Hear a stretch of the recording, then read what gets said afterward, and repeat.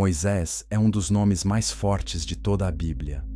Quando pensamos nele, vemos o rio Nilo, a sarça em chamas, o faraó tremendo, o mar se abrindo, o monte coberto de fogo, as tábuas da lei nas mãos de um homem escolhido por Deus. Moisés falou com reis. Moisés enfrentou impérios. Moisés conduziu um povo inteiro para fora da escravidão. Seu nome atravessou séculos. Seu rosto ficou gravado na memória da fé. Mas existe uma pergunta que quase nunca recebe a devida atenção. O que aconteceu com os filhos de Moisés? Essa é uma pergunta estranha, porque a Bíblia não trata Moisés como uma figura pequena. Ele não foi apenas um líder. Ele foi o libertador de Israel, o homem da aliança, o servo que entrou em nuvens de glória. Então seria natural imaginar que seus filhos teriam lugar central na continuação da história. Seria natural esperar que um deles herdasse alguma posição de honra. Seria natural pensar que a casa de Moisés brilharia nas páginas da Escritura. Mas isso não acontece. E é exatamente aí que o silêncio bíblico começa a falar. Enquanto os filhos de Arão aparecem ligados ao sacerdócio, enquanto os descendentes de Davi ocupam um lugar importante na história de Israel, os filhos de Moisés parecem desaparecer nas sombras. Seus nomes surgem e depois quase se apagam. Não há coroação, não há grande legado público, não há destaque duradouro. Para um homem tão grande, isso parece quase impossível. Como a casa do libertador pôde se tornar tão silenciosa? Quanto mais olhamos para essa história, mais percebemos que ela não é um detalhe perdido. Ela é um aviso, é um espelho, é uma dor escondida dentro da história de um dos maiores homens de Deus. Porque a Bíblia não foi escrita para proteger nossa imagem das pessoas importantes. Ela foi escrita para mostrar a verdade, e a verdade nem sempre é confortável. Talvez esse seja um dos pontos mais pesados dessa história. Um homem pode ser usado por Deus diante das multidões e ainda carregar falhas profundas dentro da própria casa. Um nome respeitado em público não garante uma herança viva em particular. Um chamado real não cancela a necessidade de obediência dentro da família. E quanto mais alto o chamado, mais sério se torna esse confronto. Moisés ensinou uma nação a obedecer. Moisés anunciou palavras divinas que estremeceram o deserto. Moisés subiu o monte para receber a lei. Mas quando olhamos para seus filhos, vemos uma história muito diferente daquilo que esperaríamos. Não vemos uma linha crescente de fé e liderança. Vemos distância, vemos ausência, vemos sinais de falha e, mais tarde, vemos até vergonha. Essa história também mexe com algo profundo no coração humano, porque quase todo pai pensa em legado, quase toda mãe deseja que os filhos caminhem na verdade, quase todo líder sonha que aquilo que construiu não morra quando sua voz se calar. Nós queremos que a fé continue, queremos que os filhos carreguem a chama, queremos que aquilo que Deus começou em nós floresça nos que vêm depois de nós. Moisés, sem dúvida, também conhecia esse desejo. Mas a história mostra que desejo não é o mesmo que formação. Proximidade não é o mesmo que transformação. E sangue não é o mesmo que fé. Há uma tragédia silenciosa aqui. Os filhos de Moisés cresceram perto de um nome gigantesco. Cresceram ligados a um homem que ouviu a voz de Deus. Cresceram ligados ao libertador. E ainda assim, isso não foi suficiente para garantir um futuro espiritual forte. Isso fere nosso orgulho, porque nós gostamos de pensar que a herança resolve tudo. Gostamos de pensar que se alguém nasce na casa certa, perto da verdade certa, tudo vai terminar bem. Mas a Bíblia não conta a história assim. Na verdade, a Bíblia é brutalmente honesta. Ela mostra que a fé precisa ser pessoal. A aliança exige resposta. A obediência não pode ser terceirizada. E nenhum filho é salvo apenas por estar perto de um pai usado por Deus. Essa verdade corta fundo. Corta no Egito Antigo. Corta no deserto. Corta hoje. E se o começo já parece pesado, o restante da história só aprofunda esse mistério. Porque os filhos de Moisés não foram apenas figuras discretas. Eles estavam ligados a episódios que revelam crise, ou na distância e fracasso.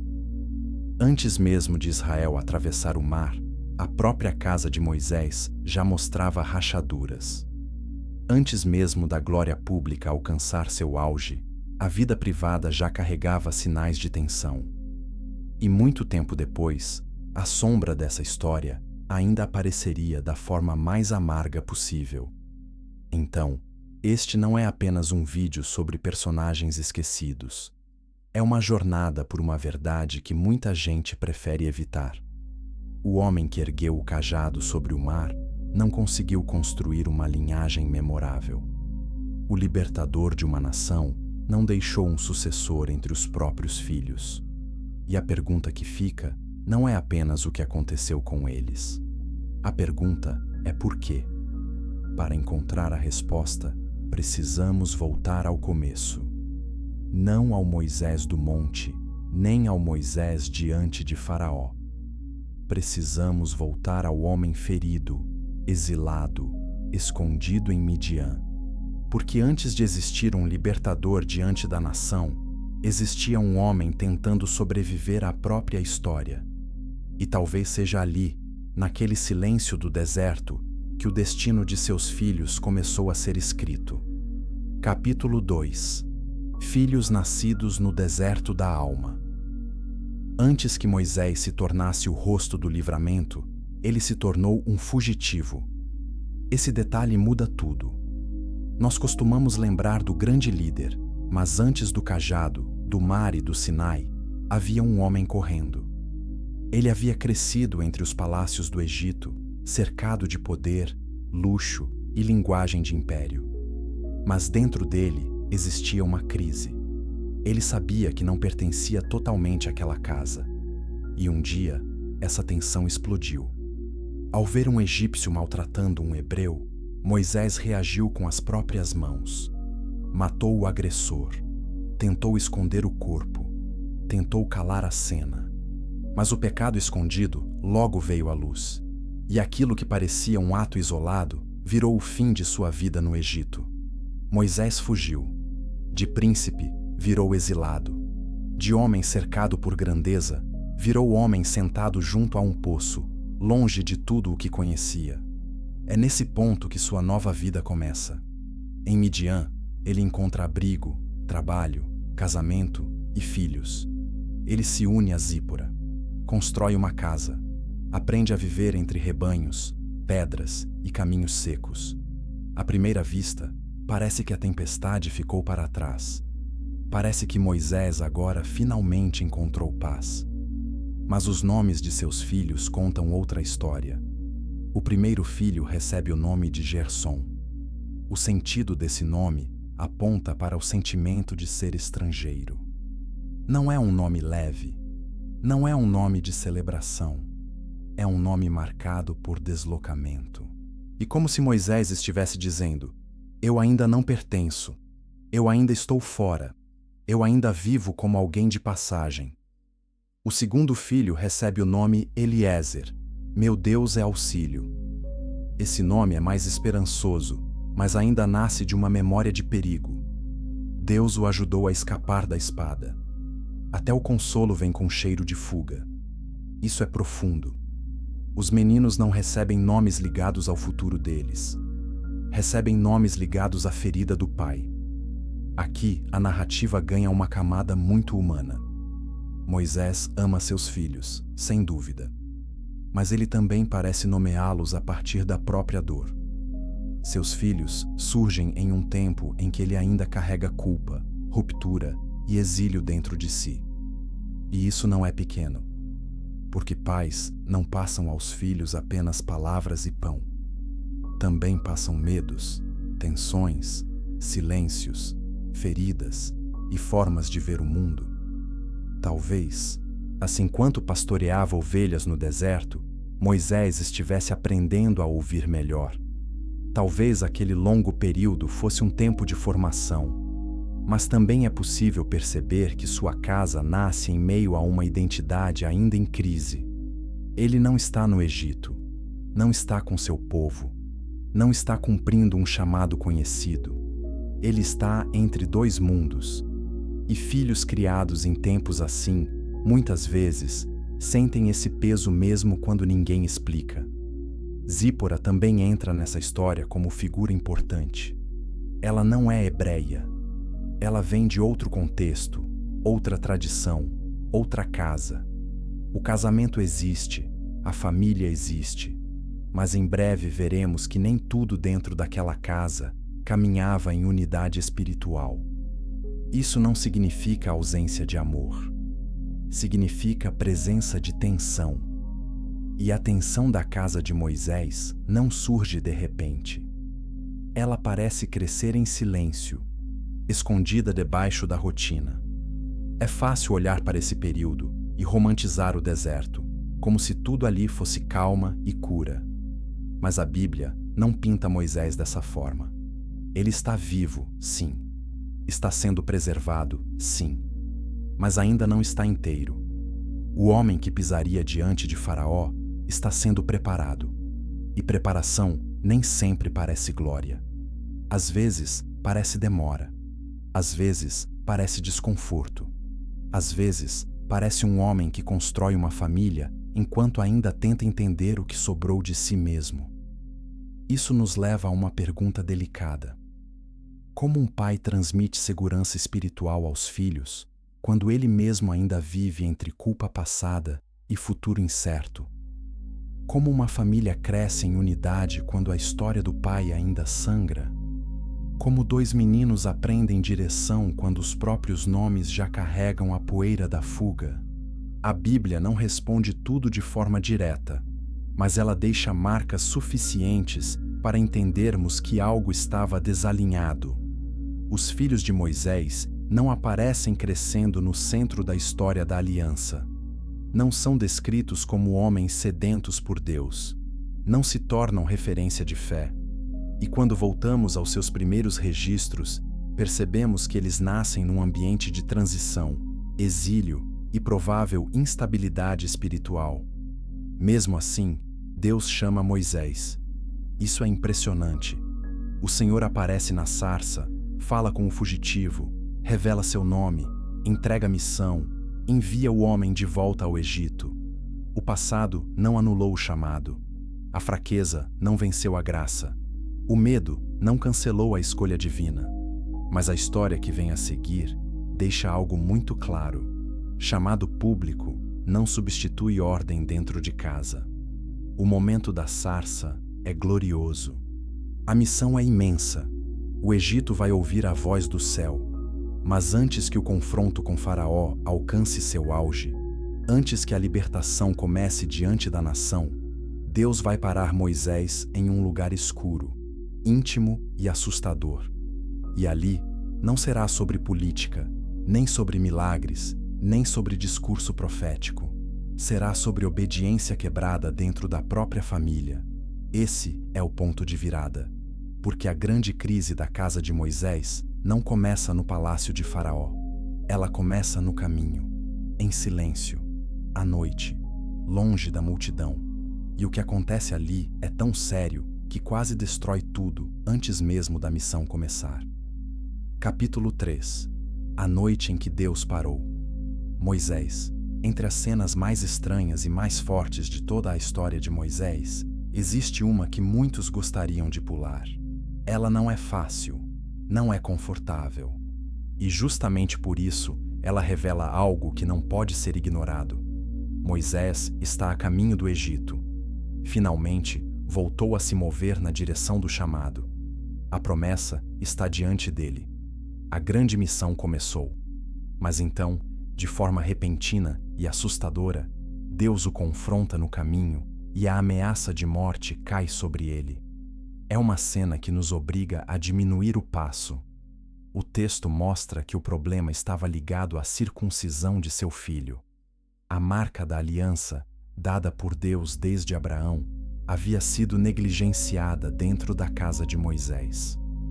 O homem que estava prestes a exigir obediência de Faraó ainda carregava desobediência debaixo do próprio teto. O libertador de Israel não podia marchar para a frente enquanto sua família tratava levianamente um sinal tão central da aliança. E então, Zípora age, rapidamente, duramente, quase com choque. Ela circuncida o menino e, com esse gesto urgente, a crise é interrompida. O juízo não segue adiante. A morte é afastada, mas a cena deixa marcas. Nada ali soa sereno, nada ali soa harmonioso. É um momento de ruptura, exposição e tensão dentro da família. Essa história é curta no texto bíblico, mas enorme em significado, porque ela mostra uma verdade que vale para toda geração. Não existe autoridade espiritual segura quando a obediência privada foi abandonada. Deus não se impressiona com a aparência de missão. Deus não aceita que um homem seja fiel no palco e rebelde na intimidade. Antes de confrontar Faraó, Moisés precisou ser confrontado em casa. Esse é um golpe forte contra toda a falsa espiritualidade. Há pessoas que querem falar por Deus sem primeiro obedecer a Deus.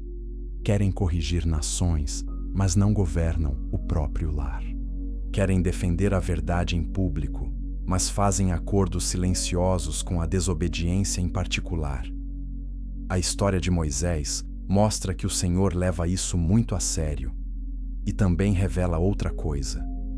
A casa de Moisés não estava em plena unidade espiritual. A reação de Zípora carrega tensão. Parece existir ali um conflito antigo, uma resistência, uma ferida, talvez uma discussão nunca resolvida. A Bíblia não abre todos os detalhes, mas o clima é pesado.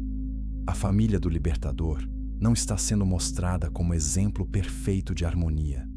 Está sendo mostrada como uma casa onde uma falha séria vinha sendo arrastada até o momento em que Deus decidiu parar tudo. Pense no peso disso. O homem que em breve veria a água se abrirem, pragas caírem e fogo descer, quase morreu por algo que deveria ter sido tratado antes, muito antes. Isso muda a forma como olhamos para a grandeza espiritual. Grandeza na Bíblia não é primeiro impacto público, é primeiro temor de Deus. Não é primeiro influência, é primeiro aliança. Não é primeiro poder diante dos homens, é primeiro submissão diante do Senhor. Talvez esse seja um dos momentos mais reveladores da vida de Moisés, justamente porque ele não parece heróico. Aqui, ele não é o homem do monte, não é o líder ousado diante do rei. Aqui, ele é um pai e marido numa noite de crise, exposto por sua negligência. E essa exposição nos ajuda a entender por que a história de seus filhos nunca floresceu com força. As rachaduras não começaram no fim. Elas já estavam ali, cedo, escondidas dentro da missão. É importante perceber que Deus não abandonou Moisés. Deus o corrigiu. Isso também é graça. O Senhor não destruiu seu plano. O Senhor trouxe ordem antes de avançar. Mas correção divina não apaga automaticamente as consequências de uma fraqueza instalada. Algumas falhas, quando toleradas por muito tempo, deixam marcas profundas na família, mesmo depois do arrependimento. A Bíblia é honesta o suficiente para nos mostrar isso. Depois dessa cena, a história segue. Moisés entra no Egito. O confronto com Faraó cresce. O nome do Senhor se levanta sobre os deuses do império. Mas agora, nós sabemos algo que a multidão talvez não via. Antes da vitória pública, houve uma noite sombria. Antes do mar, houve um quarto apertado. Antes do libertador erguer a voz diante do rei, ele foi silenciado por Deus, dentro da própria casa. Isso também nos faz olhar para os filhos de Moisés com mais cuidado. Eles não eram apenas personagens secundários esquecidos por acaso.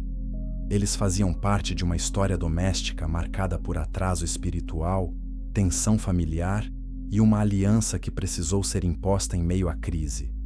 Isso não determina tudo, mas ajuda a entender muito. Porque filhos não crescem somente ouvindo palavras. Eles crescem também dentro do clima da casa.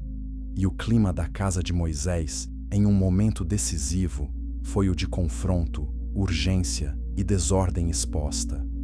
Quantas pessoas hoje querem ministério sem altar em casa? Quantas querem legado sem disciplina?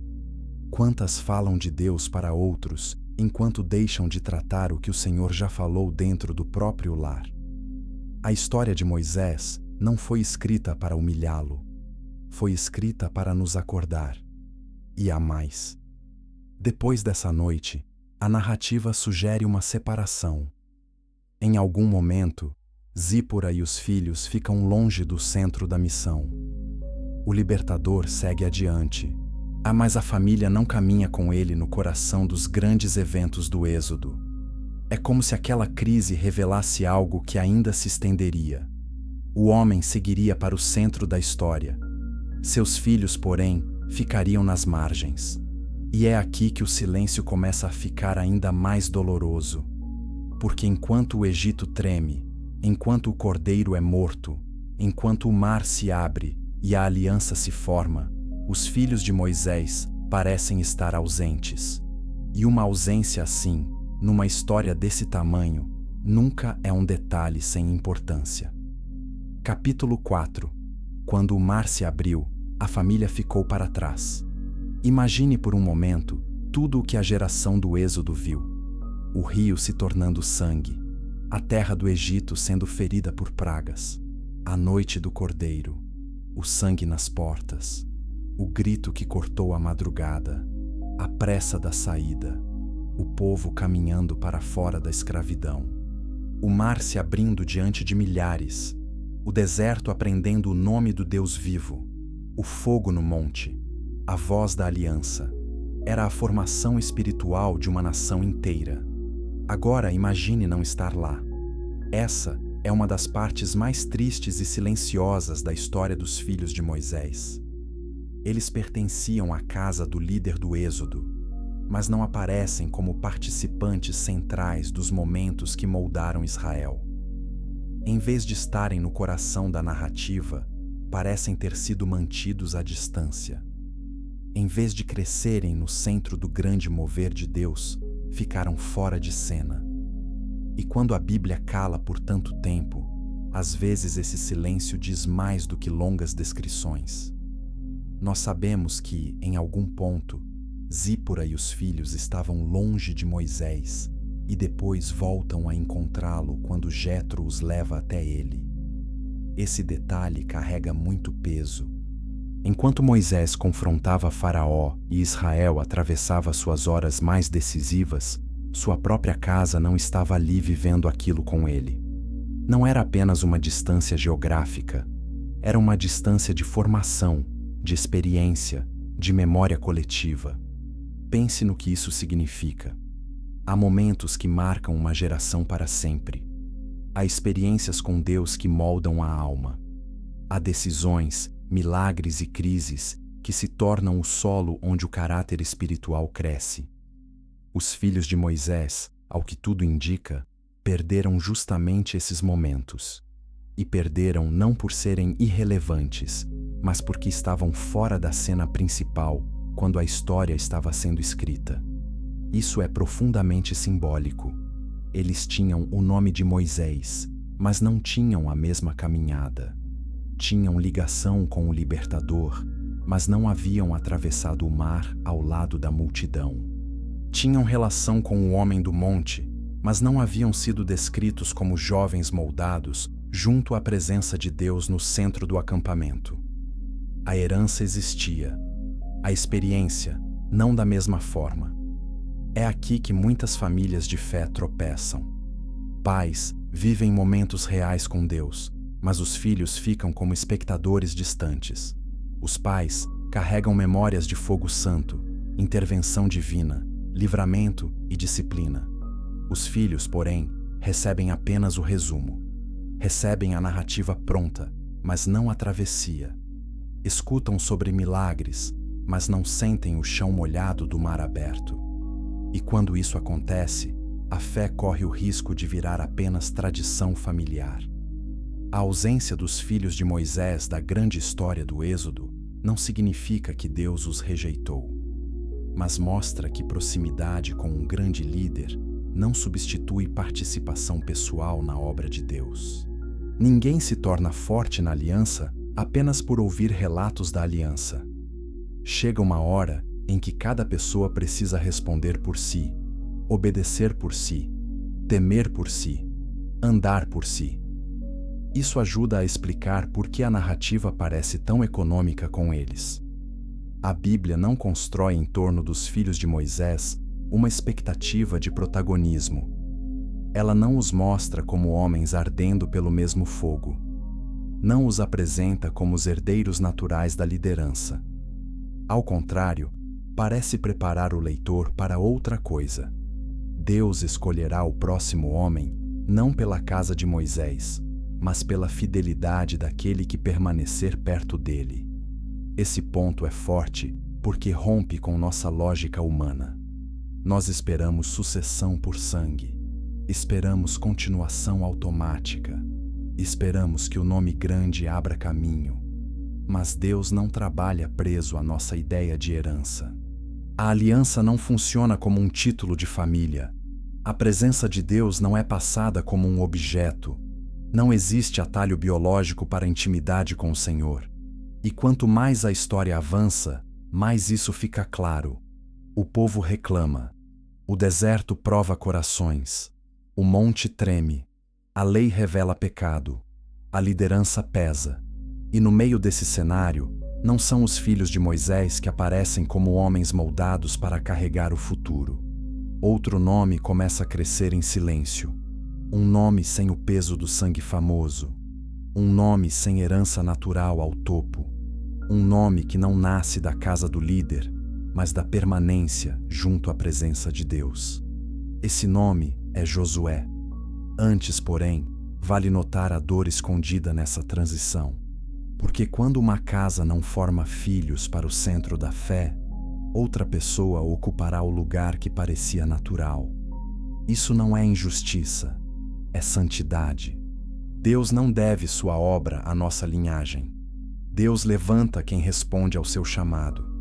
Ainda assim, para o coração humano, isso dói. Dói para pais. Dói para filhos. Dói para quem acreditava que bastava estar por perto. A ausência dos filhos de Moisés dos grandes momentos do Êxodo não é apenas uma falha de roteiro bíblico. É uma mensagem. Um aviso de que milagres vistos de longe não formam homens fiéis. Um alerta de que pertencimento externo não substitui entrega interna. Um retrato de como se pode estar ligado ao maior líder do deserto e ainda assim perder o centro daquilo que Deus está fazendo. E então, a câmera da história se move. Ela sai dos filhos do libertador e repousa sobre outro homem. Um homem que não carregava o sobrenome certo, mas carregava fome pela presença. Um homem que não tinha a herança esperada, mas tinha permanência. Um homem que aparece não porque nasceu no lugar certo, mas porque decidiu ficar no lugar santo. A partir daqui, o contraste se torna impossível de ignorar. Capítulo 5. O homem que ficou na tenda.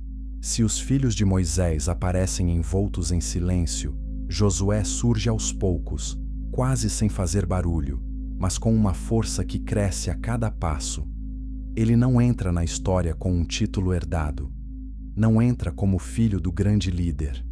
Não entra com um nome cercado por expectativa familiar. Josué aparece como servo. E isso já diz muito, porque no reino de Deus, muitas vezes é assim que começa a verdadeira grandeza. Enquanto os filhos de Moisés estavam fora do centro dos momentos decisivos, Josué era visto perto.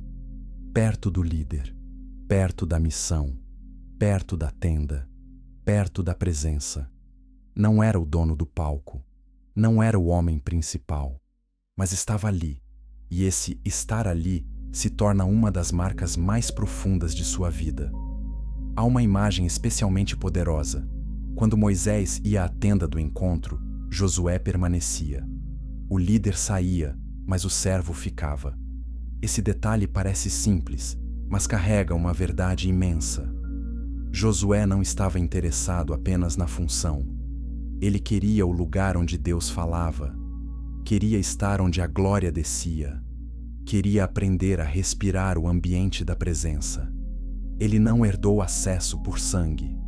Ele cultivou proximidade por fome. Esse é o contraste que o novo roteiro precisa fazer o público sentir. A casa de Moisés tinha nome. Josué tinha entrega. A casa de Moisés tinha ligação natural com o libertador. Josué tinha fidelidade prática. Os filhos possuíam um tipo de privilégio. Josué possuía disposição. E no fim, diante de Deus, a disposição santa vale mais do que privilégio passivo. Isso não quer dizer que Josué era perfeito. Não era. Mas havia nele algo que o céu honra: permanência. Ele não era grande porque um homem grande o escolheu. Ele se tornou grande porque decidiu continuar perto do Deus que chamava. Antes de receber qualquer liderança pública, ele foi moldado em silêncio. Antes de ser comandante, foi servo. Antes de conduzir o povo, aprendeu a permanecer. É assim que Deus escreve a sucessão verdadeira. Não pelo brilho do sobrenome, mas pela formação do coração. Para um público de hoje, essa parte da história é muito forte, porque vivemos em um tempo fascinado por nome, plataforma, família conhecida, influência herdada, acesso e imagem. Queremos resultados rápidos. Queremos posição sem processo. Queremos autoridade sem permanência. Mas Deus, repetidas vezes, escolhe pessoas que aprenderam a ficar. Ficar quando ninguém aplaude. Ficar quando não são o centro. Ficar quando ainda são apenas ajudantes. Ficar na tenda. Ficar na presença. Josué se torna sucessor de Moisés, não por acidente e não por favoritismo. Sua história já vinha respondendo a uma pergunta silenciosa: quem está realmente pronto para continuar depois que o grande líder se for? E a resposta não estava no sangue, estava na fidelidade. Isso muda completamente a leitura do desaparecimento dos filhos de Moisés. Eles não foram apenas deixados de lado, eles foram superados por uma verdade espiritual maior. A sucessão em Israel, nesse caso, não obedeceria à lógica de dinastia. Moisés não estava fundando uma monarquia pessoal. Ele era servo de Deus. E o futuro do povo não seria entregue ao filho do servo só porque era filho. Seria entregue ao homem que demonstrou temor, coragem e constância diante do Senhor. Deus não escolheu o herdeiro natural. Deus escolheu o homem formado. Há algo doloroso e belo nisso ao mesmo tempo. Doloroso, porque mostra que até a casa de Moisés não teve garantia automática. Belo, porque revela que qualquer pessoa pode ser levantada se viver em fidelidade. Josué não precisava nascer dentro da tenda certa. Bastava amar a presença certa. Não precisava herdar o nome do libertador. Bastava responder ao Deus do libertador.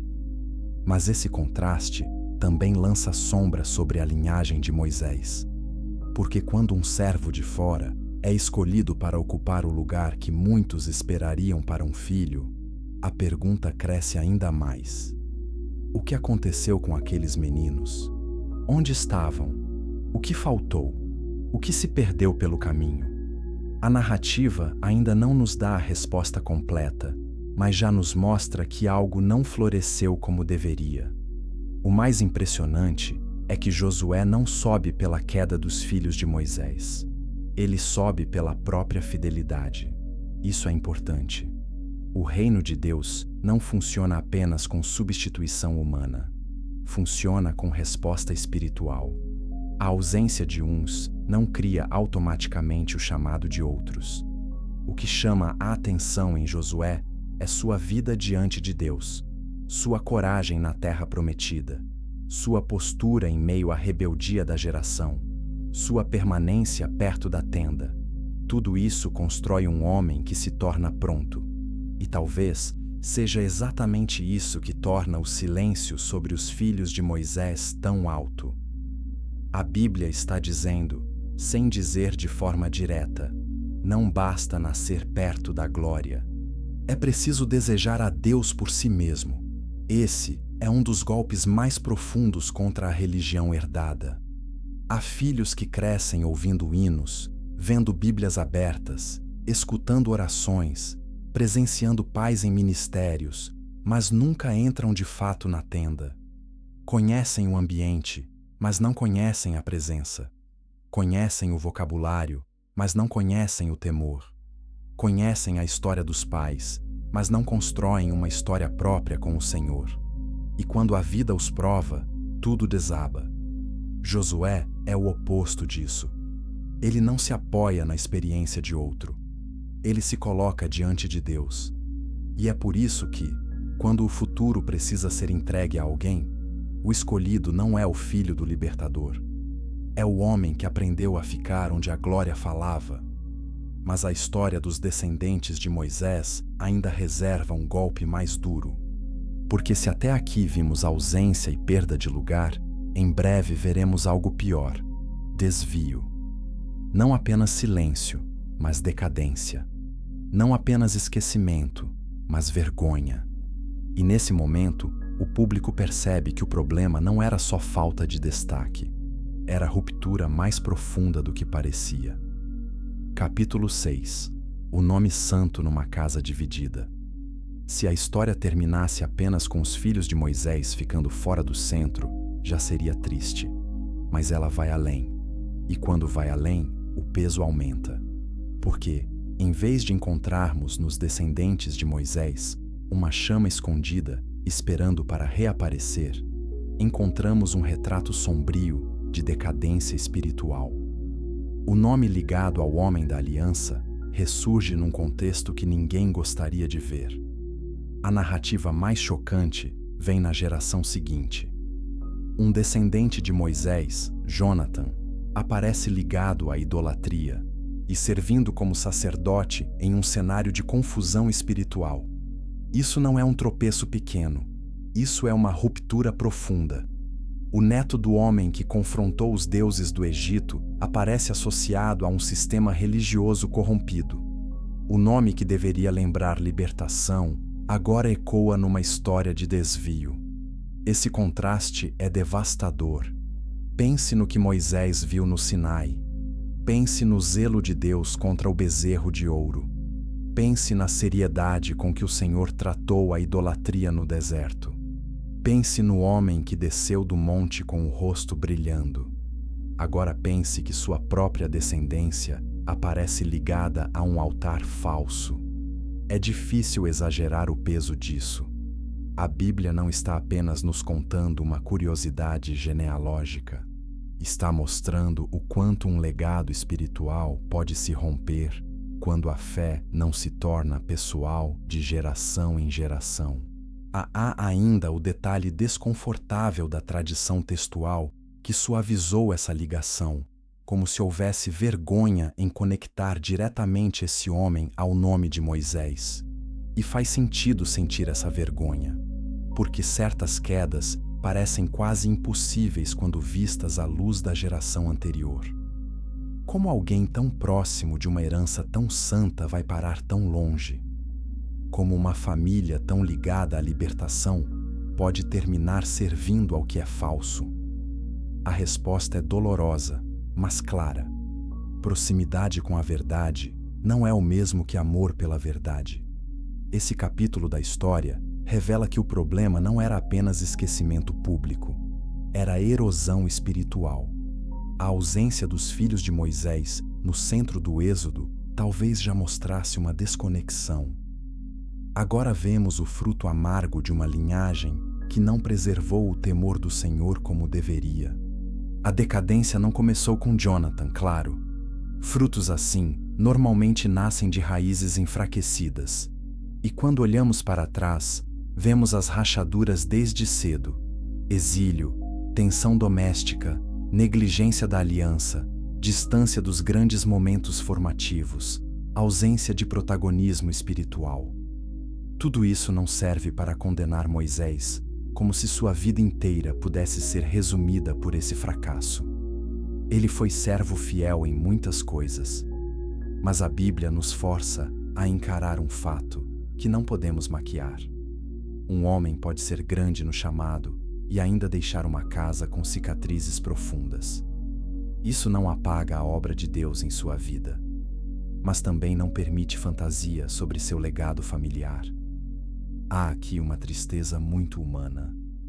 Imagine o que significa para qualquer pai que seu nome, em vez de se tornar abrigo para a verdade, se torne pano de fundo para a infidelidade de gerações futuras.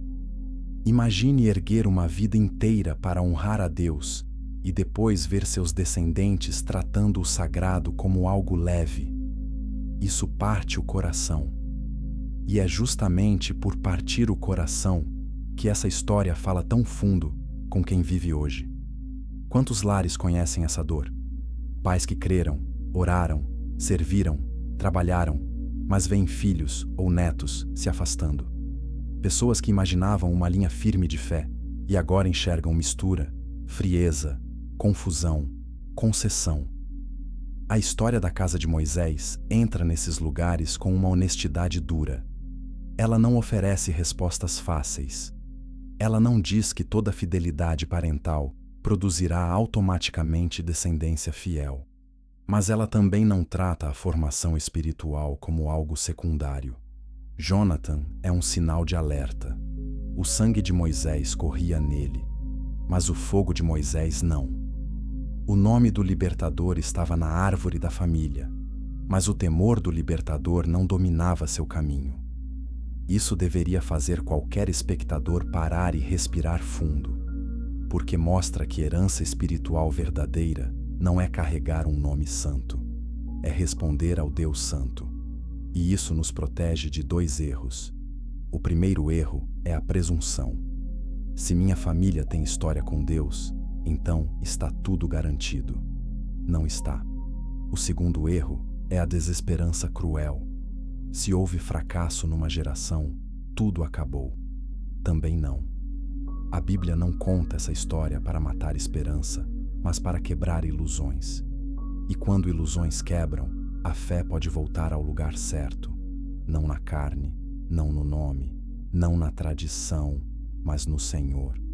Ainda assim, a dor permanece, porque a descendência de Moisés poderia ter sido lembrada por firmeza, mas aparece marcada por desvio. O homem que recebeu a lei não viu sua própria linha se tornar modelo de obediência. Isso dá ao tema um peso quase trágico, e esse peso precisa ser sentido pelo público, não apenas entendido. Não é apenas um dado bíblico, é uma lamentação escondida dentro das páginas sagradas.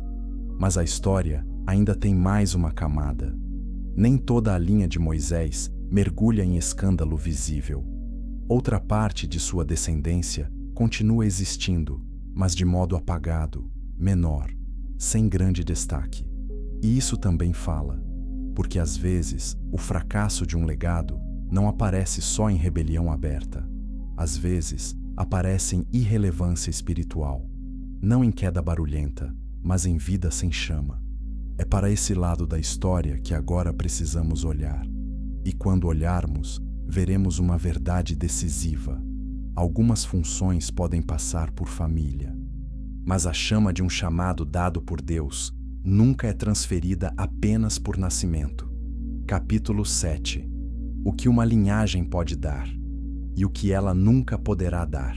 Depois do choque com a história do neto ligado à idolatria, poderíamos esperar que toda a linha de Moisés desaparecesse por completo.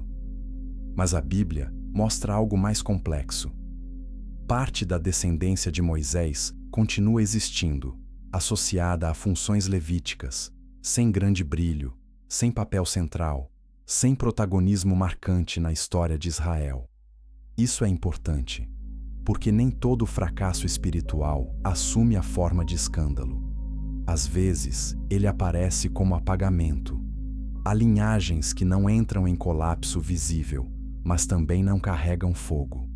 Continuam existindo, mas sem peso espiritual. Permanecem presentes, mas não decisivas. São lembradas, porém não como rios fortes de fé. E essa parece ser parte da dor ligada à casa de Moisés. Não houve continuidade proporcional à grandeza do Pai. Não houve uma linha que prolongasse com força o brilho do chamado daquele homem. Isso nos leva a uma distinção essencial. Na história de Israel, algumas funções podiam seguir uma linha familiar, especialmente dentro do sacerdócio levítico. Havia estruturas de serviço ligadas à descendência, mas o papel profético e a liderança singular de homens como Moisés não funcionavam assim. Esse tipo de chamado não era herdado como terra, roupa ou posição social. Era dado por Deus, era reconhecido por Deus, era sustentado por Deus. Essa diferença muda tudo. Muitos confundem acesso com unção, confundem tradição com vida, confundem posição herdada com aprovação divina. Mas a história de Moisés e seus filhos quebra essa confusão.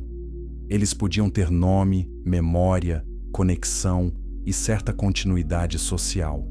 O que não podiam ter automaticamente era a intimidade, a autoridade e o chamado que vinham da mão soberana do Senhor. Isso não se transmite por sangue. Esse ponto é central porque ele toca uma mentira antiga do coração humano.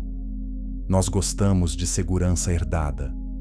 Gostamos de pensar que nosso passado espiritual nos protege do presente. Gostamos de imaginar que crescer em volta das coisas santas nos torna santos por associação. Mas a Bíblia insiste em nos acordar. Você pode crescer ouvindo a verdade e ainda não se render a ela. Pode viver perto de líderes fortes e ainda não conhecer o Deus desses líderes. Pode receber vocabulário religioso e ainda não ter coração obediente. É por isso que a casa de Moisés se torna um sinal tão forte. Um homem singular não conseguiu transferir automaticamente sua vida espiritual à descendência. Seus filhos e descendentes foram afetados por sua história, claro. Receberam nomes, identidade, conexão. Mas não herdaram, só por isso, o coração de servo moldado na presença de Deus. Ninguém herda intimidade. Ninguém herda arrependimento. Ninguém herda temor. Ninguém herda novo nascimento. Isso pode soar duro, mas na verdade é libertador. Porque se a fé não pode ser herdada, então também não está presa a quem nasceu na família errada. Se linhagem não garante intimidade com Deus, linhagem também não impede intimidade com Deus. O mesmo princípio que explica por que os filhos de Moisés não continuaram sua grandeza, também explica por que Josué pôde ser levantado. E explica por que qualquer pessoa, hoje, pode começar de verdade diante do Senhor. Ainda assim, para o público, é importante sentir o peso da frase, o que uma linhagem pode dar e o que ela nunca poderá dar.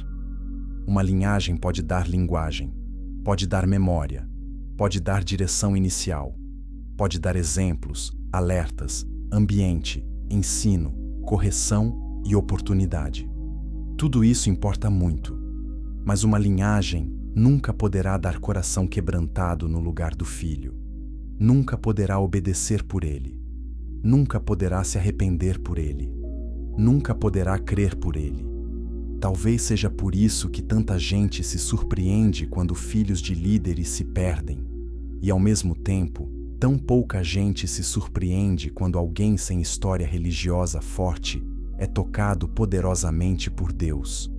O céu nunca esteve preso à nossa lógica social. O Senhor visita quem quer, chama quem quer, corrige quem quer e levanta quem quer. Sua graça não é um patrimônio de família. Sua aliança exige resposta pessoal. A linha de Eliezer, ao que sabemos, não se torna grande história. Ela continua, mas sem ocupar o centro. E até isso ensina. Nem toda casa terminará em escândalo aberto. Algumas terminarão apenas em esquecimento espiritual. O nome continua, mas a chama não. A estrutura fica, mas o peso some. O serviço existe, mas sem profundidade. E isso também deve nos fazer tremer. Porque não basta evitar queda vergonhosa. É preciso buscar vida real diante de Deus. Esse capítulo, no coração do roteiro, precisa apertar a alma do espectador, porque ele nos força a perguntar: o que estamos tentando passar adiante? Apenas hábitos? Apenas aparência? Apenas vocabulário? Apenas o tipo de vida que pode ser imitada por fora?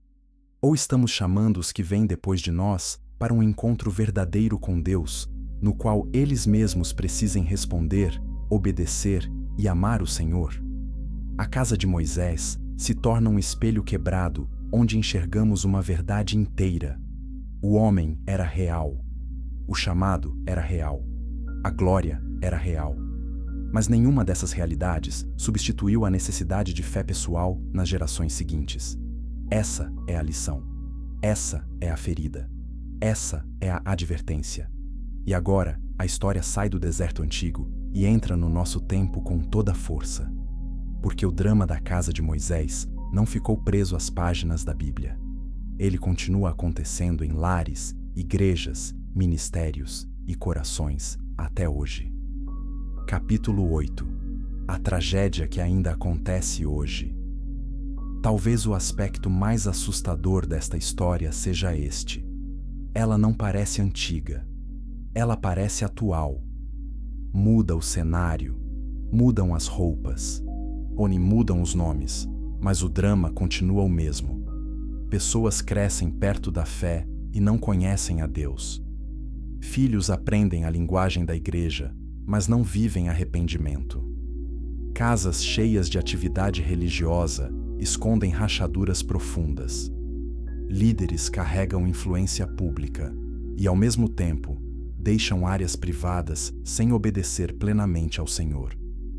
A história de Moisés e seus filhos não é só uma curiosidade bíblica, é um aviso para hoje. Ela fala com pais que pensam que boas intenções bastam. Fala com mães que confiam apenas no ambiente externo. Fala com filhos que imaginam que a fé dos pais os cobrirá para sempre. Fala com líderes que servem diante de muitos, mas empurram para depois o que Deus já mandou tratar em casa. Fala com gente que ama a imagem do sagrado, mas não quer se render ao Deus Santo em todas as áreas da vida. Isso deve nos levar a uma pergunta simples e profunda. Estamos formando pessoas para amar a Deus ou apenas para se parecer com pessoas que amam a Deus?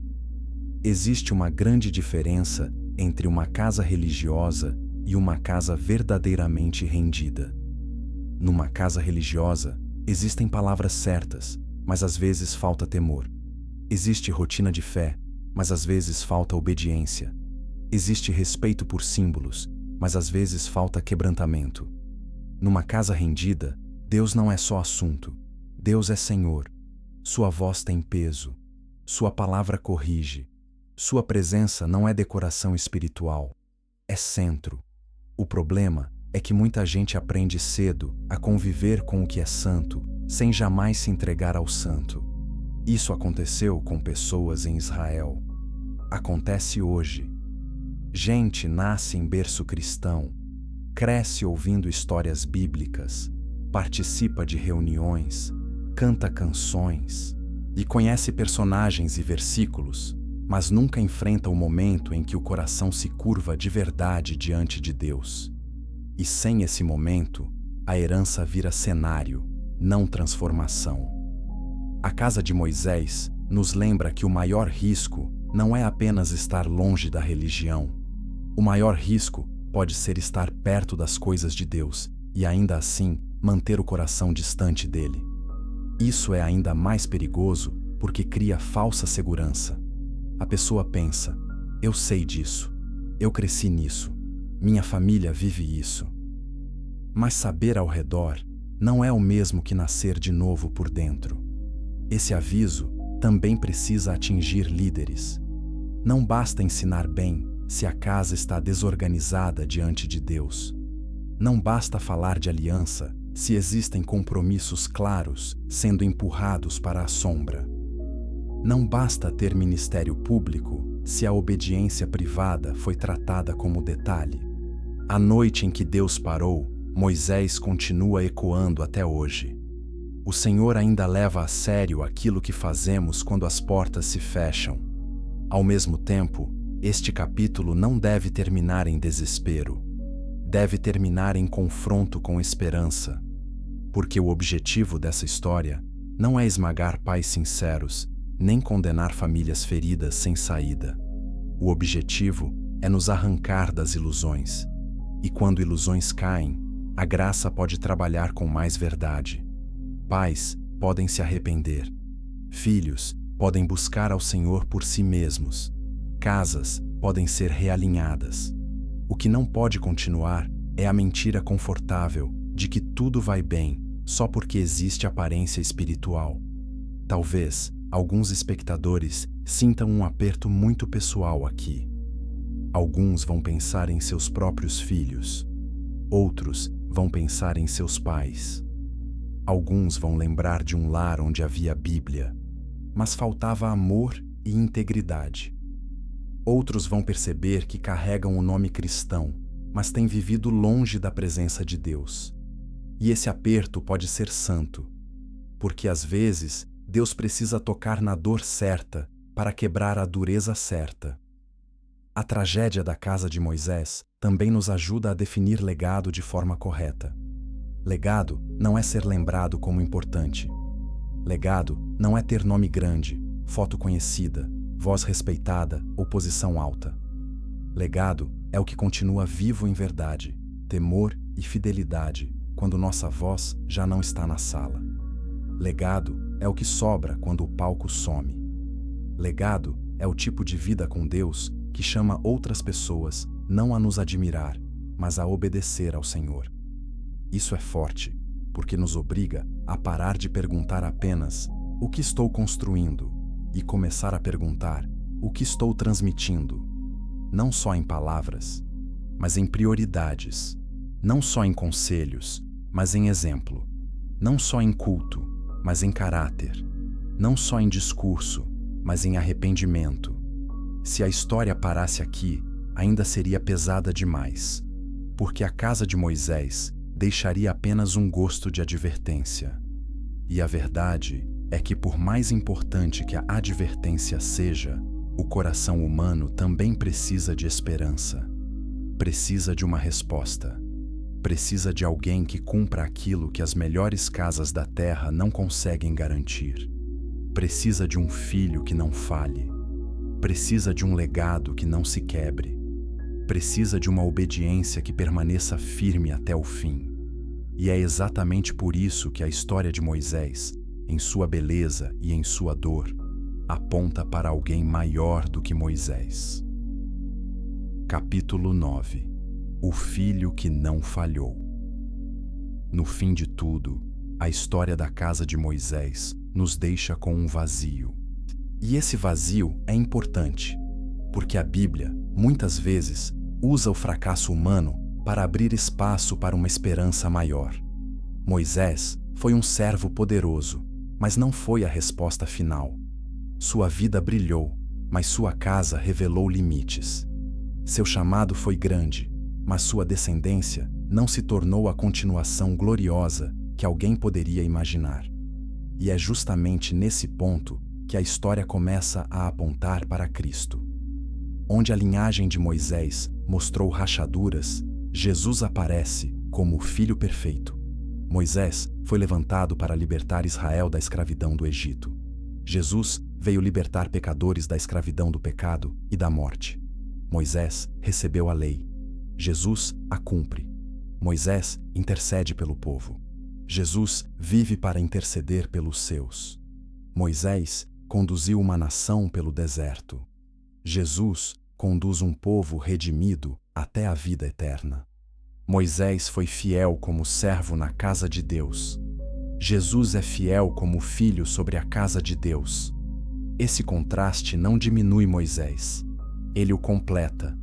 Ele mostra que até os maiores homens da antiga aliança apontavam para algo além de si mesmos. Moisés não podia salvar a própria linhagem pela força do próprio nome.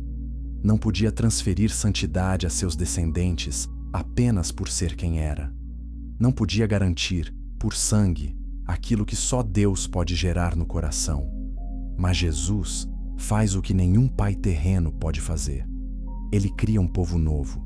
Ele forma uma família pela graça. Ele dá um novo nascimento. Essa é a grande esperança do roteiro. O público não deve sair apenas pensando: eu não posso confiar na herança. Deve sair ouvindo algo ainda maior: eu posso confiar em Cristo. Porque se nossa esperança dependesse apenas da força das famílias humanas, e todos nós estaríamos em risco. As melhores casas têm falhas. Os melhores líderes têm limites. Os nomes mais respeitados da história bíblica ainda mostram a fraqueza da carne. Mas Jesus não falha.